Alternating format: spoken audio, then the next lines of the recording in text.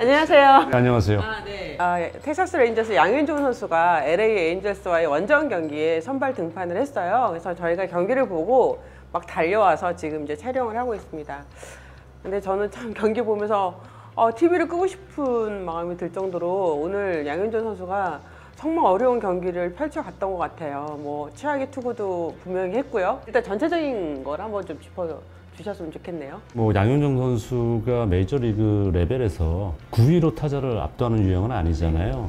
지금까지는 어떻게 보면 대담성도 돋보였고 뭐 체인지업을 필두로 해서 본인이 가진 레퍼토리를 다양하게 활용하는 이제 그런 투수였는데 몇 경기 나오지 않았음에도 불구하고 상대 타자들이 노림수를 갖고 들어오는구나, 낮은 쪽 공을 노리는구나, 이런 걸 많이 느꼈어요. 그러니까 오늘 홈런 맞은 타구도 저도 이제 분포도라든가 경기를 봤을 때 뚜렷하게 이거 정말 잘못 던졌는데, 복판에 몰렸는데, 이런 공이 아니라 낮은 쪽 공이면 안쪽이든 바깥쪽이든 배트가 다 나오더라고요. 그리고 또 하나, 다 양현종 선수의 변화구를 노려요. 가장 낮은 쪽 스트라이크 존에 걸치는 공인데 노리고 있구나 생각이 들었어요. 오늘 맞은 안타를 보잖아요. 빠른 공 없어요. 다 변화구예요. 그래서 제가 이제 양현종 선수의 투구 분포를 구종별로 한번 보니까 빠른 볼 비중이 한 45에서 47%밖에 안 돼요. 오늘 홈런 맞은 것도 안쪽 깊숙이 들어가는 스트라이크 존에 걸치는 슬라이더였었어요. 그리고 체인지업도 맞아 나가요. 변화구 낮은 쪽 코스를 집중적으로 누르치더라고요. 그러니까 양현종 선수 입장에서는 좀 견디기가 어려웠던 경기가 아니었나 싶습니다. 빅리그 데뷔 이후에 LA 에인절스를 두 차례 지금 상대하게 됐는데 한 번은 홈이고 한 번은 이제 원정입니다. 지난번 경기에서 실점은 있었지만 양현종 선수가 굉장히 호투를 펼쳤기 때문에 오늘 내심 기대를 했고 에인절스 타선이 그렇게 지금 좋은 편은 아니잖아요. 사실 두 팀이 지금 아메리칸 리그 서부지구에서 꼴찌 하위권 다툼을 지금 벌이고 있죠. 에인절스는 이제 컵스를 108년 만에 우승시켰던 조 매든 감독, 과거에 코치 출신이잖아요. 이 감독까지 영입을 하면서 뭔가 좀 분위기를 바꿔보려고 하고 있었는데 지금 성적이 안 따라주고 있어요. 선발이 지금 마운드가 안 되니까. 저는 이제 사실 오늘 좀 아쉬웠던 게 앤드루 헤니 선수. 올 시즌 헤니 선수가 경기 초반이 됐건 중반이 됐건 베테랑임에도 불구하고 위기가 오잖아요. 그러면 그 위기에서 와르르 무너져요. 양현종 선수가 버텼어야 됐는데 그걸 버티지 못한 게 상당히 아쉽습니다. 타선도 좀 아쉬웠습니다. 텍사스 타선도 처음부터 서둘러서 타격을 하다 보니까 허스윙 나오고 땅볼 나오고 이렇게 되면서 이닝이 굉장히 짧게, 공수교대 굉장히 짧게 또 이뤄지기도 했었죠. 그래서 오늘 경기의 분수령은 3회 초 텍사스 공격이었다고 생각을 해요. 그러니까 1, 2번 타자 테이블 세터들이 무사히 다 출루를 해주면서 3, 4, 5번에 걸려 들어갔잖아요. 이 선수를 해결 못하고 결국 폭투 하나로 1점 내는데 그치거든요. 이 부분에서 상당히 좀 양현종 선수도 개인적으로 실망을 했을 거고 신희 선수가 더 오랫동안 마운드에서 버티게끔 만들어준 가장 큰 계기가 됐던 상황이 바로 3회 초였습니다. 3과 3분의 1 이닝 동안 OP 안타와 피홈런 2개였고요. 볼넷 3개, 또 그다음에 탈삼진은 이제 2개였고요. 투구수는 60개였죠. 거기에 스트라이크 비율이 34개였습니다. 평균 자책점이 지난번 3.38에서 5.47로 껑충 뛰어 올랐습니다. 오늘은 선두 타자를 4회 이제 마치지 못하고 내려왔잖아요. 4회까지 3번을 출루시켜요. 그러니까 오늘 뭐 타자가 3회 빼놓고는. 그렇죠. 그러니까 3회만 3자 범퇴로 막았을 뿐이지 나머지 이닝은 선두 타자 홈런, 2회에도 선두 타자 볼넷, 4회에도 선두 타자에게 안타, 이런 식으로 선두 타자를 내보냈고요. 그리고 그 3명 내보낸 선두 타자들이 전부 다 홈으로 들어왔어요. 그러니까 이제 더더욱 선두 타자하고의 승부가 오늘 안 됐다는 게 양현종 선수로서 아주 뼈저리게 다가오는 오늘 경기였었죠. 물론 안 되는 날은 안 된다는 얘기를 저도 이제 방송을 통해서 여러 차례 합니다. 양현종 선수도 그 위기를 벗어나기 위해서 뭐 더가웃에서 연구도 많이 했을 거고 아마 그 모습이 이제 3회에 보여줬던 것 같아요. 과연 이때 어떻게 할까? 근데 완전 또 다른 모습으로 나오더라고요. 저는 3회 인상적이었던 거는 첫 상대에서 홈런 쳤던 업튼 선수란 말이에요. 20살 때 데뷔한 선수입니다. 데뷔해서 두 번째 1번 타자예요. 그러니까 이 매든 감독이 사실은 저는 사실 그런 점에 개인적으로 너무 심하다고 생각할 정도 많았는데요. 컵스 감독 시절에도 마찬가지고 좀 남다른 뭔가를 하는 걸 원해요. 약간 좀 이제 관종기가 있습니다. 예. 그래서 베테랑들하고는 조금 충돌이 있는 경우가 있죠. 업튼 선수가 지금 상당히 긴 슬럼프에 들어가 있는 선수고 타율이 2할에서 왔다 갔다 하는 선수를 1번 타순에 쓰니까 이것도 사실 특이한 거였었는데 제 기억에 첫 번째 1번 타자 나왔을 때 2안타 쳤어요. 그리고 오늘 선두 타자 홈런을 치면서 마치 매든 감독을 천재처럼 보이는 이런 현상이 나타나고 있는데 일단은 저는 그 두 번째 승부에 삼진 잡았잖아요. 거기서는 상하를 양현종 선수가 하니까 마지막 승부구도 높은 하이 패스트볼 던져서 헛스윙 유도해내잖아요. 그래서 아 2회까지 석점을 줬지만은 뭔가 감을 잡았구나라고 생각했는데 그게 아니었어요. 그 전에는 1, 2회는 왜 이렇게 어려웠을까요? 기본적으로는 양현종 선수가 오늘 뭐 컨트롤이 좀 안 됐고 참 묘하게 복판에 몰린 공이 오늘 안타 맞은 건 하나밖에 없었어요. 맞아요. 스트라이크존에 이렇게 있지 않습니까? 엔젤스 타자들이 양현종 선수에서 연구를 해서 완전히 존을 반으로 잘라서 밑에 공만 신경 쓰는 그런 느낌이었어요. 그러니까 오히려 여기서 약간 높은 쪽에 스트라이크 존 들어와도 오히려 그 공을 잘 못 치는 이런 현상이 보이더라고요. 그 나름대로 엔젤스 타자들이 양현종이라는 투수에 대해서 야, 저 투수는 낮은 쪽으로 슬라이더, 낮은 쪽 체인지업 이거를 집중적으로 노리자. 그게 오늘 결과 수치상으로도 여실히 나타났거든요. 송지 의원이 말씀한 것처럼 에인저스 타자들이 연구를 해서 들어왔다면 분명히 텍사스에서도 에인저스 타선을 어떻게 상대할 건지 그리고 또 우리가 계획을 세웠다 하더라도 그 플랜대로 하지 않고 들어가서 다시 또 수정을 해서 갖고 나온단 말이에요. 그렇죠. 네, 그런 면에서 오늘 사실 양현종 선수한테는 이번 이렇게 맞았다. 그럼 그 다음에는 뭔가 좀 다른 모습? 이게 조금 부족하지 않았나. 어느 정도 수준에 다다르면은 경기에 들어가서 상대방이 내가 예상했던, 계획했었던, 공부해왔던 그런 대처가 아니다. 그러면은 거기서 어저스트를 해줘야죠. 조정을 해줘야 됩니다. 그런 타자들이 영리한 타자 투수가 되는 거고 또 본인이 그날 힘든 게 경기 나가는 걸 헤쳐나갈 수 있는 힘이 생기는데 4회 들어서는 사실 투구수가 많지 않았어요. 60구밖에 던지지 않았는데 높은 쪽 공을 던지는 게 어이없이 빠지기 시작하더라고요. 체인지업도 손에서 빠진 듯이 높게 들어가고 이러니까 첫 단추, 그러니까 업튼에게 홈런 맞으면서부터 그것도 말씀드린 것처럼 저는 그 공이 실투성 공이라고 보기는 어려웠어요. 예. 그래서 보통이 이렇거든요. 내가 못 던진 공 아닌데 어떻게 맞지? 라는 생각이 들면 본인에게 대해서 의문점을 갖거든요. 그리고 그 다음에 오타니에게 볼넷 주잖아요. 2회에 가서는 볼넷 주고 홈런 맞고 이런 게 계속 이렇게 맞물려 가니까 오늘은 양현종 선수 특유의 그런 투구 내용을 보지는 못했습니다. 볼넷이 나오면 어김없이 실점을 하게 된다는 그런 부분이 있어서 투수들이 가장 경계하는 게 피안타보다는 결국 볼넷 허용이거든요. 양현종 선수의 볼넷 비율이 이렇게 높은 이유가 과연 뭘까요? 오늘 같은 경우는 이런 것 같아요. 본인의 공이 말씀드린 것처럼 타자를 압도하는 유형은 거리가 있어요. 메이저리그에서. 그렇기 때문에 더 정교하게 던져야 된다. 사실 이런 게 엄청나게 투수들에게 부담이 되거든요. 예, 제 생각에는 오늘 69를 던졌지만은 거의 109 던진 느낌이었지 않았을까, 본인에게는. 3회가 끝났을 때도 3실점하고 있었습니다만은 투구수 40개밖에 안 됐어요. 근데 4회 들어서는 마치 악력이 떨어진 선수처럼 공이 빠지기 시작하거든요. 그래서 이 선수가 생각보다 지금 경기가 안 풀리니까 그런 부담감을 안고 너무 정교하니까 힘이 많이 들어갔구나. 그러다 보니까 생각보다는 빠르게 체력적으로도 좀 떨어지지 않았을까라는 생각이 들었습니다. 지금 이 부분은 양현종 선수 스스로도 좀 고민을 되게 많이 할 것 같거든요. 오늘 확실히 컨디션이 안 좋다는 거를 본래 느낄 수 있는 게 일단 원바운드 공 많았습니다. 폭투도 나왔었죠. 그러니까 되게 쉽게 볼넷을 내주는 이런 상황이거든요. 그러니까 타자들이 너무 쉽게 곤란할 수 있을 정도로 빠지는 공을 했기 때문에 효율성도 사실 떨어졌다는 거거든요. 그러니까 전반적으로 오늘 양현종 선수의 컨트롤 자체가 좀 양현종 선수를 배신한 듯한 그런 느낌을 가졌습니다. 텍사스 레인저스는 지금 큰일 났습니다. 아리아나 고에이 선수도 부상이고요.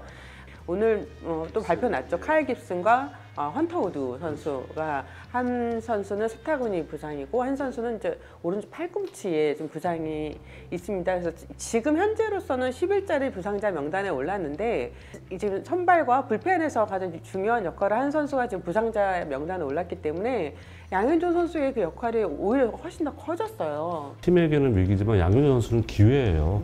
아직까지 양현종 선수가 코칭 스태프나 현지 팬들에게 보여준 게 많지 않거든요. 그렇기 때문에 빨리 리커버리 할 수 있는, 그 미국 사람들 뭐 야구 하는데 어레인지 투마로 그러잖아요.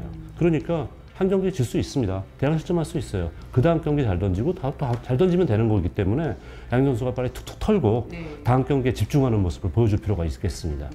뭐 커쇼도 뭐 7실점할 때 있고 다 그렇습니다. 뭐 제 아무리 좋은 투수도 그런 데 있기 때문에 예를 들어서 이제 기아 타이거스 시절에 양현종 선수가 한두 경기 못 던졌다고 야, 저 선수 로테이션 내려 아무도 안 그러잖아요. 근데 이제 아직까지 본인의 위치 자체가 공고한 건 아니기 때문에 아마 더 좀 신경이 쓰이겠지만 야구는 빨리 있는 선수가 유리합니다. 타자건 야수건 뭐 어쨌든 투수건 관계없어요. 양현종 선수도 빨리 있고 다음 경기 준비하는 모습이 필요하겠습니다. 지난 경기에서 양키스전에서 코리 클루버 선수랑 이제 상대를 했었잖아요. 그래서 클루버 선수는 데뷔 후 첫 노히터를 기록을 했는데 참 이것도 정말 이 사람 인생 모르는 것 같아. 오늘 클루버 선수가 토론토전에 선발 등판했다가 와, 갑작스럽게 어깨 통증으로 3이닝 만에 마운드를 내려왔어요. 그리고 MRI 검사를 받을 예정이라고 하는데 그러니까 이게 참 모르는 것 같아요. 정말 모르겠습니다. 클로버 선수가 양키스 가서 부활을 꿈꾸면서 최초의 노히트까지 만들었습니다만은 한치 앞도 모르는 게 야구 속에서도 인생이거든요. 양현종 선수가 뭐 혹시 아니면 다음 경기에선 7이닝 무실점, 살짝이면 10개 아무도 모를 일입니다. 너무 실망하지 마시고요. 우리는 계속 응원을 보내줬으면 좋겠습니다.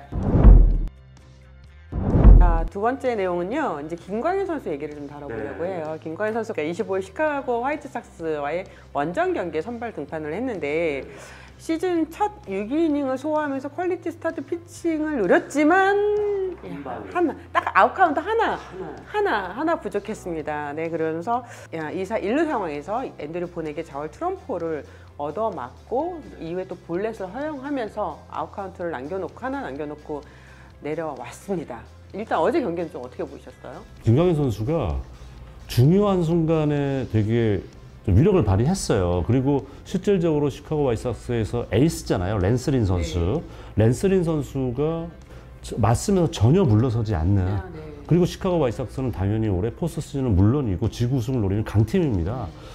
이런 팀에게 5이닝까지 무실점으로 틀어막으면서 상당히 정말 박수를 보내주고 싶은 이제 그런 상황이었는데 5회 김광현 선수가 이런 모습을 보였어요. 아마 우리 이영기 기자 바로 하실 텐데 공이 맘대로 안 갔을 때 소리 지르는 거. 그게 물론 투수라고 다 포커 페이스만 해야 되고 그러란 법은 없습니다. 근데 너무 자주 보여요.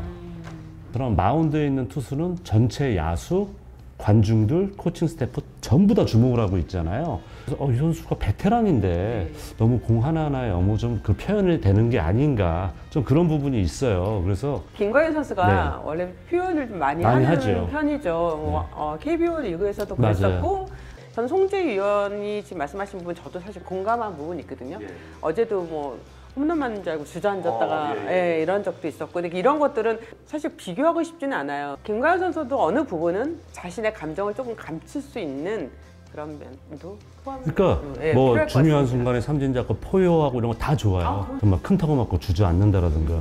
제가 사실 그때 어떤 생각이 들었냐면 21년 전 김병현 선수가 양키스와의 월드 시리즈에서 2경기 연속 끝내기 홈런 맞았잖아요.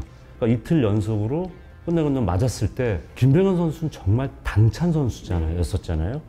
주저앉더라고요. 전 그때 무슨 생각이냐면 와, 만약에 애리조나가 우승 못하면 이 선수가 이 트라우마를 이겨낼 수 있을까라는 생각이 들었거든요. 그러니까 보는 사람으로 하여금 어떤 주는 메시지가 있는 겁니다. 저는 김광현 선수의 그런 좀 본인 특유의 이렇게 표현하는 그런 거는 좋지만은 안 좋은 쪽으로 보일 수 있는 그런 부분에서는 조금은 좀 자제를 해주면 더 좀 대투수로 보이지 않을까 좀 이런 생각이 좀 들었어요. 지금 메이저리그 투수들 중에서 이렇게 김광현 선수처럼 좀 표현을 많이 하는 선수가 물론 있죠. 근데 이제 아시잖아요. 글러브로 얼굴 가리면서 막 욕도 하고 막 이러는데 왜 가릴까요? 물론 뭐 TV 중계도 있고 하니까 입모양 보이지 않으려고 하는 것도 있겠습니다만은 저희도 이제 매년 선수의 스카우팅 리포트를 확인을 한단 말이에요. 쇼 이모션 마운드에서 그러면 그거는 마이너스 감점 요인이 되는 건 확실해요. 어떻게 뭐 김광현 선수 하지 말아요. 아마 송재 의원 지금 말씀하시는 건 정말 애정이 담긴 조언이라고 생각해요. 그러니까 참고해 주셨으면 좋겠습니다. 김광현 선수 등판에서 이제 6회에 마이크 실트 감독이 야스마니 그랜다를 루킹 삼진을 잡은 다음에 투아웃이었는데 올라왔단 말이에요. 사실 그때 우리는 다 교체되는구나 라고 생각을 했어요. 그런데 뭐 얘기를 이어가다가 통역을 부른단 말이에요. 그 경기를 봤을 때는 김광현 선수가 더 던지겠다고 어필을 하는구나 라고 생각했더니 나중에 알고 보니 그것도 아니었어요. 괜찮냐 나 아무리 수 있겠냐. 네, 뭐 투구수가 때 많이 올라갔거든요. 그렇죠. 예. 계속 투 스트라이크 상황처럼 해서 그걸 마인드 컨트롤하고 공을 던져달라 이렇게 얘기를 했대는데 내려간다면 바로 홈런 맞았잖아요. 그러니까 그래서 이제 그 현지 언론도 그렇고 이제 한국에서도 국내 미디어들도 그렇고 과연 그때 마이크 시트 감독의 그 마운드 방문이 옳은 선택이었냐라는 이야기가 있습니다. 어떻게 생각하십니까? 저는 그것도 이제 결과론적으로 봐서 그러지 않을까 생각을 해요. 그러니까 감독의 입장에서는 이 선수가 정말 지치지 않았나 이런 걸 확인하고 싶었을 겁니다. 또 그런 경우 있거든요. 그리고 흔히 보서 눈을 많이 본다 그래요. 얘기를 해요. 이 선수가 잡을 수 있을지 없을지. 그래서 바이가 볼 땐 이제 좀 힘이 빠졌다, 힘들겠다 생각하면 사실 교체할 수도 있었을 거예요. 그러니까 감독이 직접 올라간 거란 말이에요. 생각을 하고 결정을 해서 올라간 게 아니라 그렇죠. 대화를 나눠본 다음 근데 왜 그러면 통역을 안 데려갔을까요? 근데 아마 올라갈 때는 그렇게까지 긴 얘기를 할 생각이 없었을 수도 있죠. 나 그것만 확인해야지. 이러고 올라갔을 수가 있는데 조금 더 이제 메시지를 주고 싶었던 것 같아요. 일단 올라갔을 때. 뭐 저는 이거 김광현 선수한테 확인한 건 아닌데 제 생각 개인적인 의견은 그거였어요. 시카고 날씨가 어제 엄청 더웠었고요. 또 김광현 선수 굉장히 상기가 돼 있었어요.